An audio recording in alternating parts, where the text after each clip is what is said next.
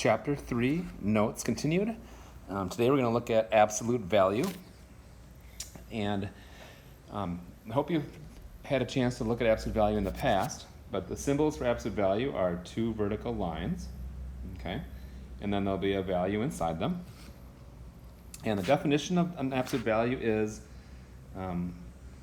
how far a value is away from zero.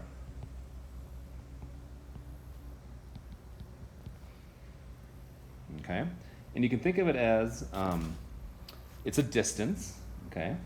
And we usually don't consider distances to be negative numbers. Like if you live in, Lakeville, and I want to know how far I am from Minneapolis, I don't say I'm negative 30 miles away. We would say we're positive 30 miles away. So when we're saying that the distance you are away from zero. So for instance, the absolute value of 7 is just 7, because 7 is 7 units from zero. If you think about it on a number line, it's 7 units away. The absolute value of -7, well, that's still only 7 units from zero. It's just in the other direction. But we never say, I live -7 miles from the Mall of America. Okay, distance is always positive.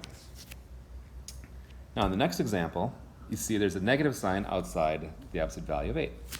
Well, the absolute value of 8 is just 8, but the negative sign is outside the absolute value, so it stays with it. So the answer would be -8. For the fourth example, you'll notice we have the negative of the absolute value of -8. Well, the absolute value of -8 is just 8, but the negative sign out front is going to stay with it and make it -8. So those last have the same answer, both -8. For the next example in the second row, I have the absolute value of -5 minus the absolute value of -6. Well, the absolute value of -5 is 5, and the absolute value of -6 is 6, and the negative sign isn't in the absolute value, or the subtraction sign, so that stays. So 5 minus 6 is -1.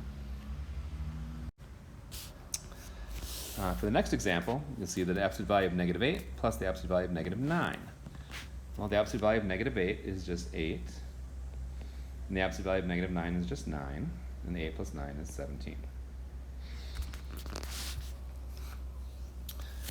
So I have the absolute value of 12 minus 17 is the next example, and 12 minus 17 is -5, but I have the absolute value symbols, so the absolute value of -5 is simply 5.